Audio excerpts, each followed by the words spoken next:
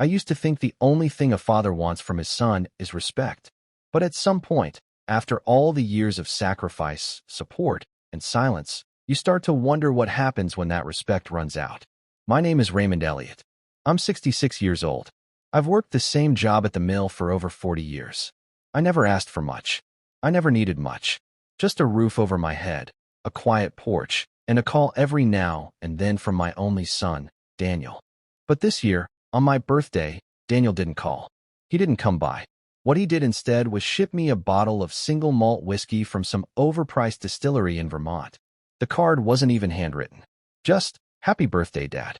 Enjoy, Dan." I stared at that bottle for a long time.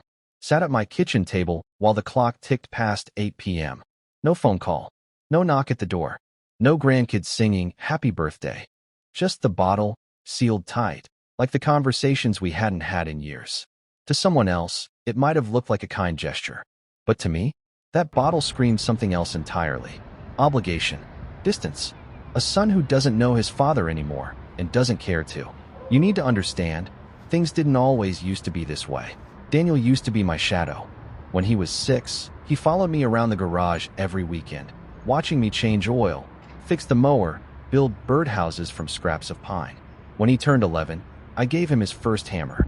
When he turned 16, I handed him the keys to my old Ford, engine rebuilt with our own hands. We had a bond, not just father and son, but partners in a quiet kind of love, the kind that didn't need to be spoken to be understood. Then came college. And after that, Catherine. She was the kind of woman who walked into a room like she owned it. Well-dressed, clever, just sharp enough to make you feel dull. Her family was old money from Philadelphia. Her father, Greg Langston, ran a logistics firm and liked to mention it in every sentence like it was part of his name. Greg Langston, Logistics. A real piece of work. Always shaking hands too firmly, calling me Ray, like we were old poker buddies. He made it clear from the start he didn't think much of me. Blue collar, small town, retired mill worker, a man who still mows his own lawn. I never said anything. I just smiled, nodded, and let the man dig his own grave of arrogance. But Daniel? He started changing around Greg, started dressing like him, talking like him, agreeing with him. Family dinners became uncomfortable. My opinion didn't matter anymore.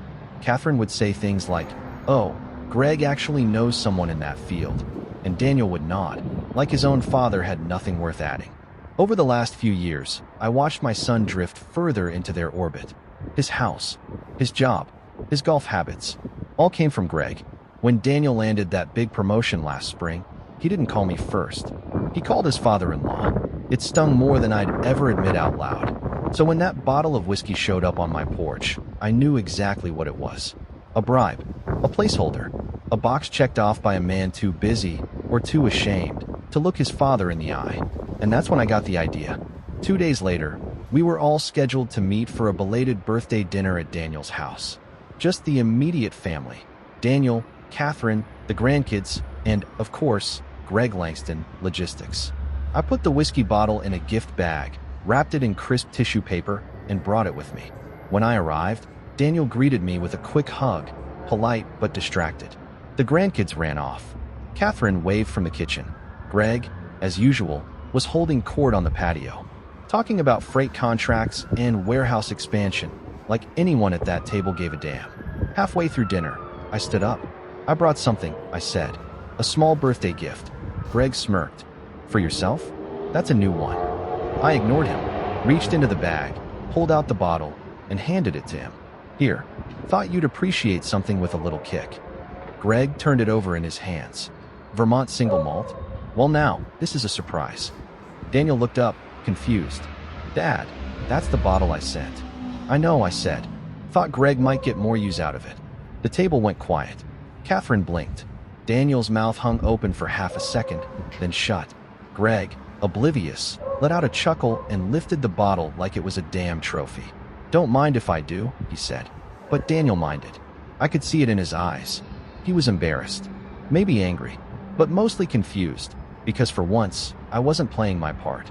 I wasn't the quiet dad at the end of the table, nodding and swallowing the cold. I was making a statement. And this was just the beginning. The night after that dinner, Daniel called me for the first time in weeks. I was out in the shed, reorganizing some old tools, when my phone buzzed. I let it ring twice before answering, long enough to let him feel the weight of it. "You didn't have to do that," he said, skipping the pleasantries. "Do what?" I asked, wiping my hands on a rag. "Give Greg the bottle I sent you. You knew it was for you." I figured he'd appreciate it more. There was a pause. One of those thick silences where too many truths sit between the lines. "It just made things awkward," Daniel said finally. "Only because you didn't speak up."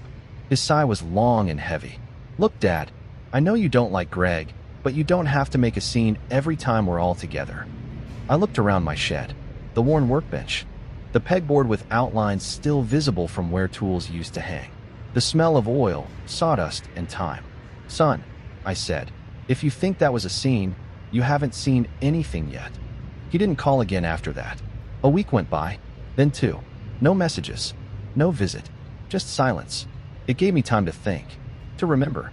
Like the time Daniel and I went camping when he was 12. Just the two of us, under a tarp of stars. We cooked beans over a fire, and he asked me what it meant to be a man.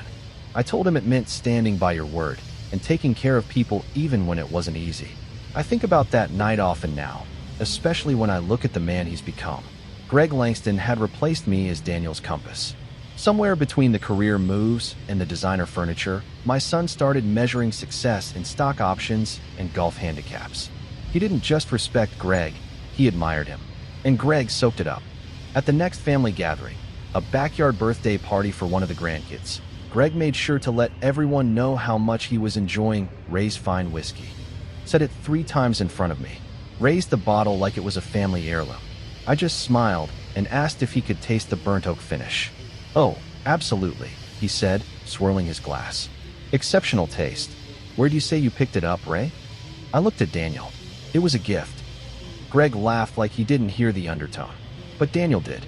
He caught my eye, and this time, he looked away first. Something in his armor cracked that day. 3 nights later, Catherine sent me an email. Not a call, not a visit. Just an email, polite and surgically worded. "Dear Ray, I understand you're upset with how Daniel's handled certain things lately, but I'd like to ask that you please refrain from causing unnecessary tension at family events.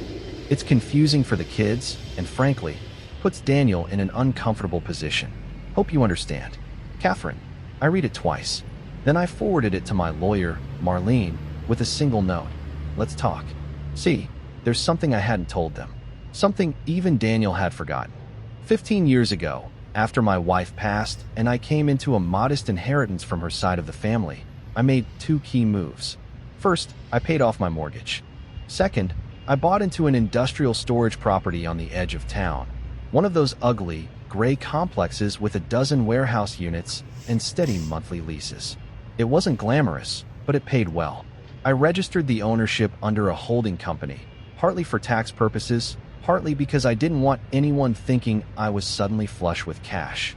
When Daniel and Catherine bought their second home, a 2-story colonial in the nice part of town, they needed help with the down payment. A big one. I gave it to them, quietly, without paperwork. No strings, no expectations. Daniel said he'd pay me back. I told him not to worry about it. Catherine never thanked me. Not once. She acted like the money had appeared from thin air, like it was just another line item in the grand spreadsheet of her curated life. Now, years later, she was telling me I was the problem. So I made another quiet move. I called Marlene and asked her to draft a repayment request, not a lawsuit, just a formal notice. It outlined the amount given, the lack of reimbursement, and the intention to convert the original gift into a repayable loan, with fair interest applied retroactively. "Are you sure you want to go this route?" Marlene asked. "I'm not doing it to get the money back," I said. "I'm doing it so they finally understand it wasn't theirs to take for granted." 3 days later, Daniel showed up at my house. Unannounced. Unshaven. Out of breath. "Dad, what the hell is this?" I didn't ask what he meant. I just poured 2 glasses of coffee and motioned for him to sit. "Did you read the document?" "Of course I did. You're asking for over 60 grand, plus interest. What are you trying to do?" "Trying to remind you who built the floor under your feet." His face twisted. "You said it was a gift." I said don't worry about it. That was before I realized you'd forget where you came from. Daniel stood up. "This is vindictive. This is beneath you." I raised my eyebrows. Is it? Because I thought I was already worthless trash, remember? His jaw tightened. I never said that. No, I said, but you let others say it for you. That shut him up. Outside, the sun was setting, casting long shadows over my porch. I let the silence linger. Tell Catherine, I said, that her email was the best birthday card I've gotten in years. Daniel turned to leave, but stopped at the door. Greg thinks you're trying to drive a wedge between us, he muttered. No, I said. Greg built that wedge himself. I'm just handing you a flashlight so you can see it. He didn't respond, just walked down the steps and drove off without another word. But I saw it. The doubt in his posture, the hesitation in his steps. The wedge was real. And now? Now it was beginning to split. I didn't hear from Daniel or Catherine for almost 2 weeks after that conversation. And honestly, I didn't expect to. People like them don't like being reminded they're standing on borrowed ground. They like clean slates, controlled narratives, stories where they're the heroes, where fathers like me are just background characters with calloused hands and outdated opinions. But I didn't stay idle. I kept living my life. Morning coffee, evening walks, fixing up the shed like it still had purpose. And all the while, I waited. Not for revenge, not even for regret. Just for something to crack. It came in the form of a phone call, but not from Daniel. It was from Emily, my granddaughter. She was 12 now, old enough to ask her own questions, too young to understand why adults refused to answer them. Her voice was quiet, uncertain, like she knew she wasn't supposed to be calling me, but couldn't help it. Grandpa, can I ask you something? Anything, sweetheart. Why aren't you coming over anymore? Did you and Dad get into a fight? I sat down slowly, the phone pressing against my ear like it was made of stone. I hadn't realized how much I missed her voice until that moment. Not a fight exactly, I said. More like a long disagreement. Is it about the whiskey thing? I blinked. What do you know about that? I heard Mom and Dad talking. They said you embarrassed everyone. I exhaled through my nose. Well, I said gently, sometimes adults get embarrassed when someone tells the truth. Emily was quiet on the other end, processing. Then she said something that froze me in place. I don't like Grandpa Greg. He's mean when he thinks no one's watching. The words hit like a hammer. What do you mean, mean? He talks bad about people, makes jokes about you, about Dad, sometimes, even about Mom. He thinks I can't hear, but I do. I closed my eyes. That little crack in Daniel's armor, the one I saw at the dinner table, wasn't just about pride or inheritance. It was generational, and it was already reaching his kids. Emily, I said softly, you did nothing wrong, okay? But sometimes, grown-ups have to learn things the hard way. I miss you, she said. I miss you too, kiddo. She hung up before anyone could catch her, and I sat there for a long time, just listening to the silence in my kitchen. That night, I pulled out an old photo album, the kind with sticky plastic pages and handwritten notes in the margins. Pictures of Daniel when he was just a boy, mud on his jeans, paint on his hands, a wild grin on his face. He used to be fearless, creative, always building something, even if it fell apart 5 minutes later. I wondered when he stopped creating and started imitating. I turned another page and found a picture I hadn't seen in years. Daniel and I, covered in grease, standing next to the Ford we rebuilt together. The look in his eyes, pure pride. That car wasn't just a vehicle. It was a bridge that Greg Langston had burned one smug comment at a time. I made a decision the next morning. It started with a visit to an old friend, James Monroe, my accountant. The man was a wizard with numbers and confidentiality. I handed him a list of names, addresses, and asset titles. I want to update my will, I said. James raised an eyebrow. Everything going to Daniel still? I shook my head. I want the storage property to go to Emily. Not Daniel. Not Catherine. Just Emily. She can't touch it until she's 25.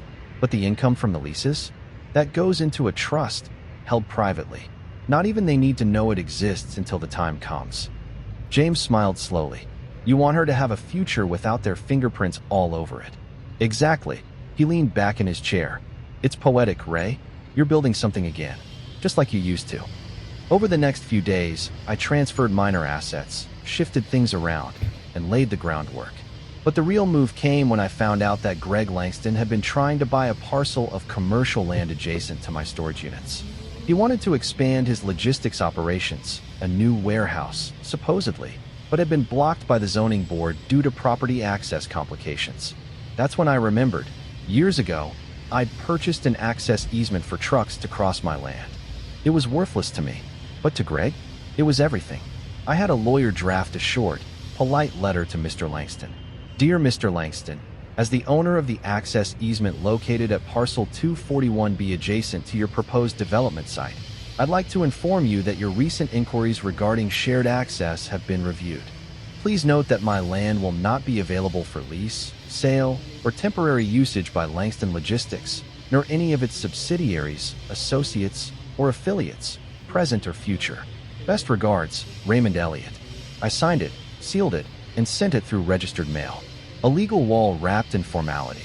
A week later, Daniel showed up at my door again. But this time, he didn't come angry. He came rattled. Dad, he said, I need to talk to you. Now. I let him in. He sat across from me like a man unraveling. Greg's furious. He got your letter. I expected as much. He says you're doing this to punish me. I folded my hands. I'm doing this to protect my family. The one that still remembers what family means. Daniel rubbed his temples. He says without that access point, the new facility can't move forward. He's threatening to sue. I leaned back in my chair. Let him try. I've had that easement since before you were married. It's ironclad. Public record. He stared at me, and I saw it again. That fracture. Deeper this time. Not just embarrassment. Doubt. Fear. He's been different lately, Daniel admitted. More controlling. More dismissive. You don't say. He called Catherine weak for letting me handle finances. Said I'd turned into a domesticated failure. I said nothing. Just let him sit in the stew of his own realization. He's always made me feel small, Daniel said finally. That's because men like him need everyone else small to feel big. Daniel looked up. Why didn't you say anything before? Because you weren't ready to hear it. Now he was. Maybe. Almost. The call came 3 days later. It wasn't Daniel. It wasn't Catherine. It was Greg Langston. Ray, he said, his voice dripping with fake cordiality. How about we have a man-to-man conversation, just us two? I knew the tone. I'd heard it before, years ago, from a regional manager who tried to guilt-trip me into working unpaid overtime after my wife's funeral. It's the voice of a man who assumes he's above consequences and that anyone who resists him just hasn't been reasoned with properly. You've got a minute, I said flatly. I'm not here to argue. I just want to make you an offer. That easement on 241B, you're not using it. It's just sitting there collecting dust. But for me, it unlocks a $12 million development. You know what that means for Daniel? For your grandkids? Legacy, Ray? I stayed quiet. So here it is, Greg continued. $300,000. Cash. Clean title transfer. You could buy yourself a beach house in Florida, live out your golden years in peace. I let out a low breath. Greg, I said slowly, the last thing I want is your money. But you want something from me, and that makes this fun. Excuse me? You called me worthless more times than I can count. You made my son doubt himself, twisted his spine until he bent toward your approval. And now you want to buy your way through the wall I built? Nah, you don't get that win. You'd sabotage your own family's future just to spite me? No, I said. I'm protecting them from becoming you. He hung up. No goodbye. Just the click of a man who didn't know what else to say when the world didn't bend his way. But I knew that wasn't the end. That night, Daniel showed up again, this time with Catherine. They didn't come inside. They stood on my porch, awkward and cold, like guests at the wrong funeral. Dad, Daniel started, can we talk? All of us. I opened the door wider and gestured toward the chairs. I wasn't in a forgiving mood, but I wasn't a coward either. Catherine went first. Her voice was sharp, defensive, practiced. We understand there's some friction between you and my father. But you're putting Daniel in a terrible position. Your father's been putting Daniel in a terrible position for years, I said calmly. He's trying to build something important, she snapped. So did I. Daniel shifted in his chair, visibly uncomfortable. Dad, please. This is getting out of control. It got out of control when your daughter called me and said Greg speaks badly about everyone in that house, including you. Catherine's face flushed. Emily, she's a child. You can't take. She sees more than you think. The silence that followed was deep and ugly. I turned to Daniel. You once asked me, years ago, what it meant to be a man. You remember what I told you? He looked up, confused, searching. To stand by your word. I reminded him. To take care of the people around you, even when it hurts. Daniel's eyes softened. Just for a second. But then Catherine reached out, touched his knee, like she was grounding him. He folded. You've made your point, Dad, he said quietly. If you want me to pick sides. I don't, I interrupted. But one day you will.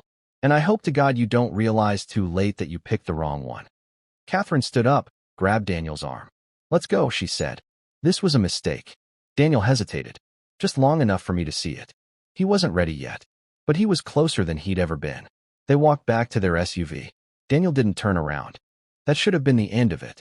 The last scene in a family drama with no applause. But fate has a twisted sense of humor. The very next week, I got a call from James Monroe, my accountant. Ray, he said, you're going to want to hear this. Langston Logistics was being audited. Whispers of fraud. Misreported assets. Inflated valuations on the development site Greg had been courting investors for. And guess what the investors were asking? Why hasn't the access route been secured yet? James chuckled on the phone. You've backed him into a corner, he said. And he's throwing elbows to get out.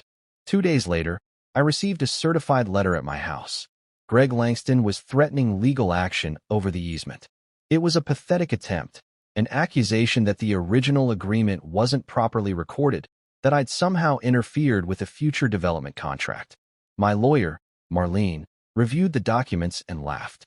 Literally laughed in her office. Ray, this guy's either desperate or stupid. Maybe both. You want to make this public? I thought about that for a long time. Thought about Emily. Thought about Daniel. Thought about every dinner table where I kept my mouth shut while Greg performed dominance theater for his son-in-law and daughter. Not yet, I said. Let him keep guessing. That'll hurt more. But the damage was already underway. I didn't go looking for it. The news found me.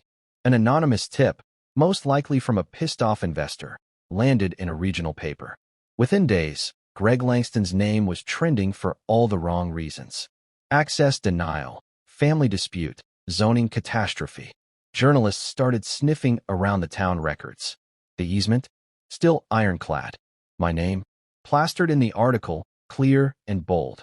Raymond Elliott, owner of the critical access point blocking Langston Logistics expansion. I didn't make a statement. Didn't grant an interview. Didn't need to. Greg's empire was crumbling under its own weight. And Daniel? He finally called. Not angry. Not defensive. Broken. Daniel's voice was small when he called. Smaller than I'd ever heard it. Dad. I let the silence hang a little longer than necessary. Just enough to remind us both who'd kept the phone silent for so long. Dad, I need to talk to you. Please. Go ahead. No. In person. I agreed. Not for his sake. For mine. When he arrived at my house the next morning, he looked like a man who hadn't slept in days. The pressed shirts were gone. The smooth hair, the polished shoes, replaced by sweatpants and hesitation. A shadow of the sun I'd raised, and maybe, just maybe, a glimpse of the boy I'd once known. We sat on the back porch. Same place we'd eaten breakfast on summer weekends years ago. The sun was low. Birds chirped like the world wasn't unraveling around us. I didn't know what he was doing, Daniel said, his eyes on the floorboards. The lies, the fraud, the investors. I swear I didn't know. I believed him, but I didn't let it show. He's ruined everything, he continued. He leveraged part of Catherine's trust.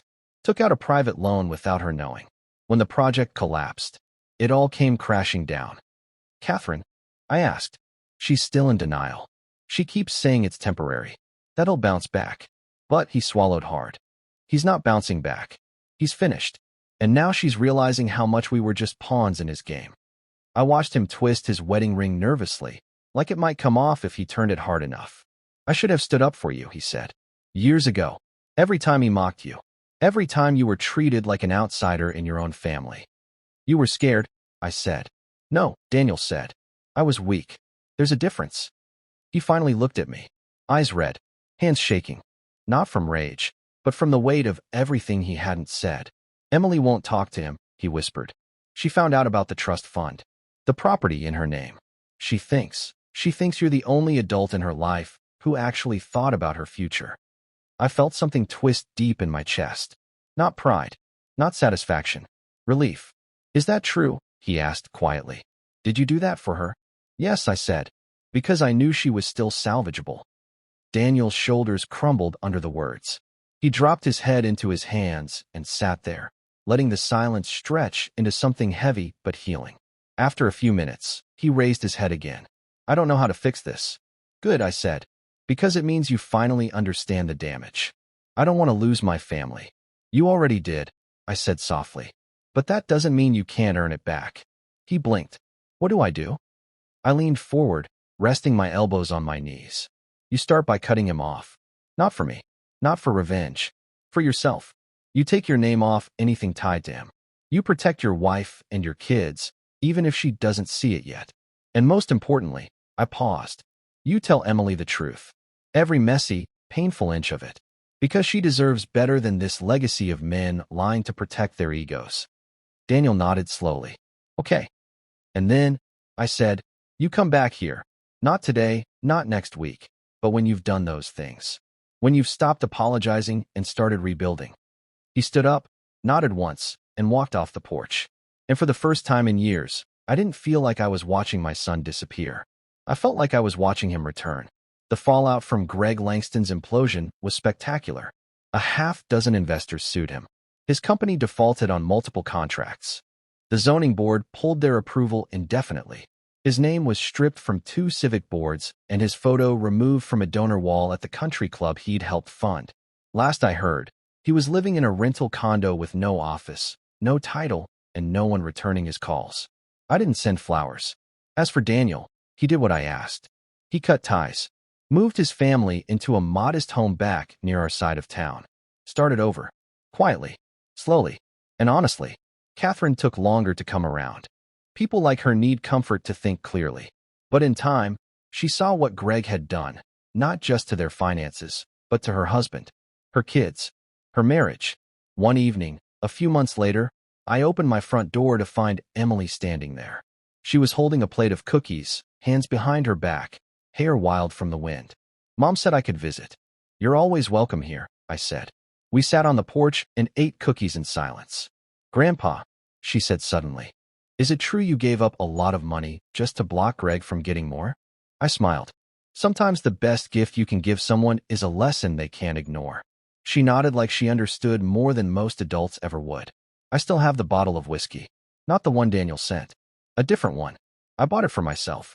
It sits unopened on the mantel, next to a framed photo of a young boy holding a greasy wrench beside his dad. Maybe I'll open it one day. Maybe I won't. Some things are better left sealed, until the right person, at the right time, earns the right to taste what was always meant to be theirs.